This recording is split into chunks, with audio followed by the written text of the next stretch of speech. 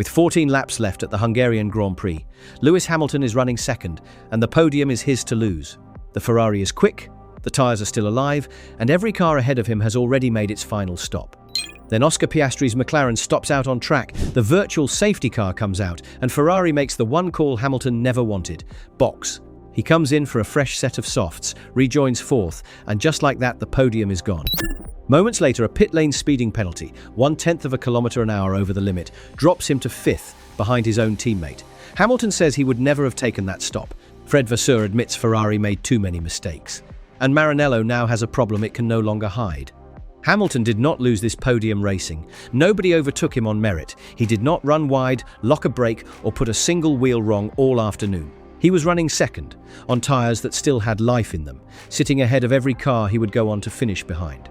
And then his own team took the race away from him on the pit wall in the space of about 90 seconds, and a speeding penalty for a margin no driver alive could feel finished the job.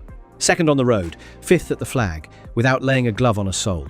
Lap 56 at the Hungaroring, Piastri coasts to a halt at turn 3 with a broken gearbox. The virtual safety car slows the field. The pit lane suddenly becomes a cheap place to change tyres, and every team on every pit wall does the same piece of math at exactly the same moment. Ferrari does that math too. Ferrari just gets the answer wrong. Up to that point, Hamilton is sitting second on the road, comfortably, on tyres that still have life left in them. Max Verstappen is ahead in the lead group shuffle, Kimi Antonelli is right on his tail, and the three of them are locked in the kind of stalemate that usually just runs quietly to the flag. Track position is the whole game here. So when the call comes to pit both cars for softs, it is a gamble dressed up as a free stop. Verstappen stays out, Antonelli stays out.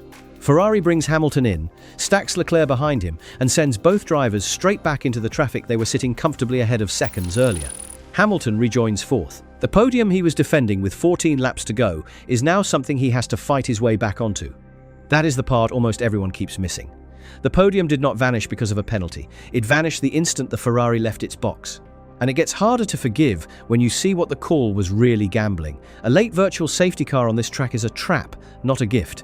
The Hungaroring is one of the hardest places in the world to overtake, so track position is everything. You only take the free stop if you are certain you come out ahead.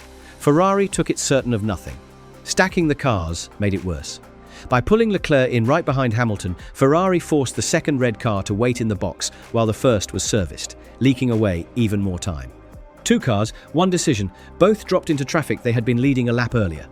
This was not one driver's bad luck. It was a single team error, stamped twice. Nothing was forcing Ferrari's hand. The tyres on Hamilton's car were not falling apart. He was not being reeled in. There was no undercut threat lurking behind him that a fresh set of softs was needed to cover, because the only cars behind him were his own teammate and a Mercedes that chose to stay out and hold position. A free stop under a virtual safety car only helps you if you keep your place when you come back out the other side. Hamilton did not keep his place. He handed two of them straight to drivers who did nothing except stay exactly where they were. And the soft tyre itself was not the golden ticket the call quietly assumed it was. Verstappen had already proven, on that very same afternoon, that the soft could go the full distance without giving up. He ran a monster stint of nearly 30 laps on that compound and never once fell off a cliff.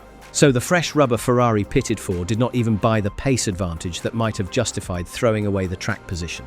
Ferrari swapped a near certain podium for a set of tyres it did not need, against rivals it could no longer pass. That was only round one. Hamilton's own account tells you how the call landed. He says the message to box arrived just before the pit lane entry, with no time at all to argue it. When a pit wall makes a call that late, a driver gets a single second to react, not a debate. So he did the thing every racing driver is trained from childhood to do. He trusted the team, and he turned in. Looking back, he also says his tyres were completely fine, and that he would never have stopped if it meant surrendering track position. It is worth being precise about what he is claiming. He is not saying he would have won the race. He accepts he was probably going to lose second to Verstappen anyway, because Max had newer life in his tyres and the pace to use it. He is saying he could have held on to third. A podium. The exact thing the stop took away. Whether that is strictly true, nobody can prove.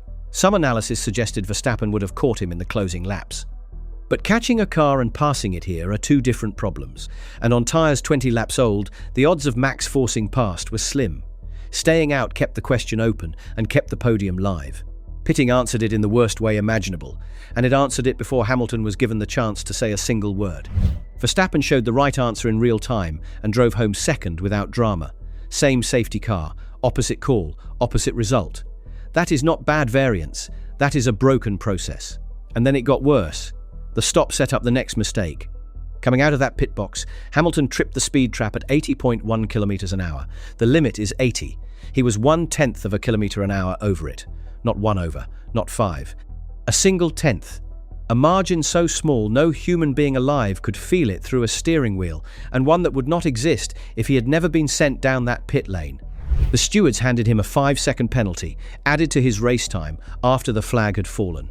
Ferrari's own explanation was that he released the pit limiter a fraction too early. On any normal day, that release happens on a lap he was never supposed to run. The penalty only exists because the stop existed. Cut the stop and you cut the penalty with it. There is no scale to a sanction like this. No allowance for how far over the line you were. 1/10 of a kilometer an hour draws the same penalty as 10. The pit lane limiter holds the car at the limit automatically, so the only thing a driver truly controls is the instant he flicks it off. Hamilton flicked it a heartbeat early. That heartbeat is the entire crime. 5 seconds does not sound like a lot. On this afternoon, it was the whole ballgame. It dropped Hamilton from 4th to 5th, and behind the single car he least wanted to finish behind, Charles Leclerc, his own teammate. The final margin between the two Ferraris across the line was 7/10 of a second. Think about what a podium was worth here. 3rd place is 15 points, 5th is 10. That 5-point swing does not sound dramatic in isolation, but hold that number in your head, because in a championship this close, it comes back to haunt Ferrari.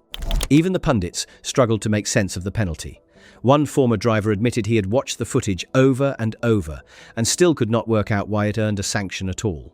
Martin Brundle called it harsh but fair, comparing it to a driver turning up a 1/4 of a kilo underweight at a weigh-in. You feel robbed, but the rule is still the rule, and it does not care how tiny the margin is. Both of those reactions can be true at the same time. The letter of the law says 80.1 is over 80, so the penalty stands. The spirit of it says a driver just lost a podium and a place to his teammate over a rounding error, one he only committed because his own team put him where he had no reason to be. This was never really a stewarding story. From the first radio call, it was a Ferrari story. But there is one detail that should keep Maranello awake at night. Sunday's disaster did not begin on Sunday. Back on Friday, Ferrari was the fastest team in Hungary. Both cars topped practice. Hamilton came within a whisker of pole on Saturday, edged out by Lando Norris by 12 thousandths of a second. This was a weekend Ferrari had every right to win. Then Ferrari took that opportunity apart, piece by piece. It started in qualifying. Hamilton got in the way of Piastri on a flying lap, an impeding call so clear Ferrari did not try to fight it. Vasseur held his hand up and admitted the mistake was Ferrari's to own. The stewards gave Hamilton a 3-place grid penalty. Antonelli picked up a matching drop for a yellow flag infraction. A front-row start for Hamilton turned into 5th before the race began. The race only dug the hole deeper. Ferrari rolled the dice again and started both cars on the soft tyre, gambling on a fast getaway to claw back the ground lost in qualifying. It did not work. Leclerc went backwards off the line, sliding from 2nd to 5th. Hamilton gained 1 position, and the car he passed was his own teammate. From there, the strategy kept missing. Hamilton was the first of the front-runners to blink, boxing early on lap 13 for the hard tyre to try and undercut on Verstappen. For 1 lap, it looked like it had worked.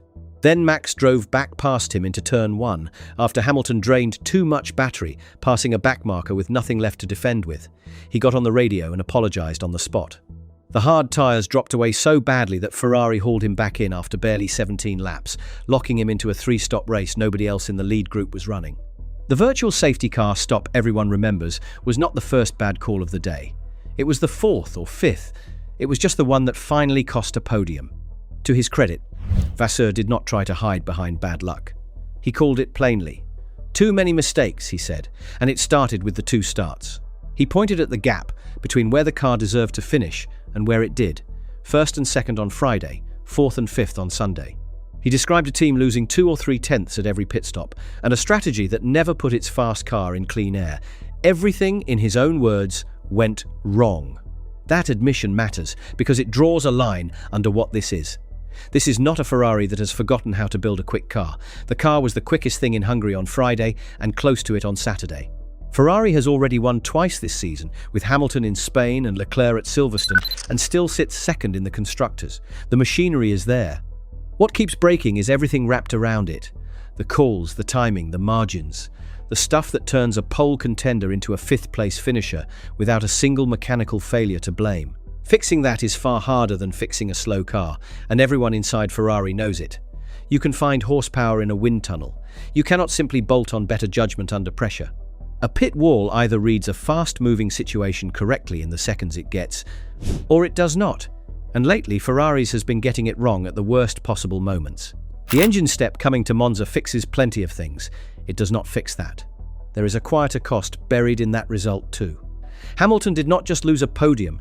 He lost it finishing behind the man in the identical car, the teammate he is measured against every weekend. Nothing sharpens tension inside a team like one driver watching the other take the better result off a call that sank them both. Leclerc did nothing wrong. He simply inherited the place when Hamilton's afternoon fell apart. But that is exactly the kind of afternoon that turns a strategy debate into a trust problem. And trust is the one thing a title challenge cannot run without. And that is the pattern that should worry Ferrari. Because this keeps happening. A fast car rolls into a circuit. The weekend opens with promise, and then a run of small, avoidable decisions chips the result down into something that looks nothing like the pace. Spa a few weeks back, and now Budapest. The venue keeps changing, but the fingerprints keep matching. This is not the first slice of fine print to cost Hamilton this year. He has now collected penalties across Silverstone, Spa, and 2 incidents in Hungary alone. Some were his own doing, some the team's, some the stewards, drawing their line to the millimetre. Stack them up, and a picture forms that no amount of raw pace can paint over. The margins in this sport have shrunk to the point where a title contender now loses ground, not in wheel-to-wheel combat, but in speed traps, grid drops, and radio calls he was given no time to question. None of it is any one person's fault, and it would be lazy to pin it on the driver who was running second when the strategy came apart behind him. Hamilton did not call his own stop. He did not write his own qualifying penalty. He trusted a pit wall that has now, more than once this season, handed back positions the car had earned on merit. When a driver with his record says he would never have made that call, that is not a driver making an excuse. That is a warning shot, fired straight at his own garage. And every one of these afternoons now carries a weight it did not in the spring. Kimi Antonelli leads the championship on 219 points. Hamilton sits second on 169. That gap stood at 45 points before Hungary. It stands at 50 after it. And 5 of those points did not disappear to a faster car or a better driver. They leaked out through a pit lane speed trap and a virtual safety car call that never needed to be made. Remember that 5-point swing between 3rd and 5th. This is where it lands. Mercedes leads the constructors' battle on 379 points to Ferrari's 307, with George Russell 3rd in the drivers' table. In a season strung this tight, a stolen podium is title math. It is the difference between chasing a championship and catching one. Ferrari now has the summer shutdown to sit with this one, and only a handful of races left to turn 50 points around. There is no more room for afternoons like Budapest, not one. Next up is Zandvoort, and then Monza, where Ferrari is expected to bring the engine step it has held back all summer, the turbocharger meant to claw back the power it has given Mercedes all year. More straight-line speed might close that gap, but speed was never Ferrari's problem in Hungary. The car had all the pace it needed and still walked away with 4th and 5th. So the real question hanging over the back half of this season is not whether Ferrari can build a car fast enough to win. It clearly can. The real question is whether Ferrari can stop beating itself before the championship it has chased all year quietly slips out of reach for good.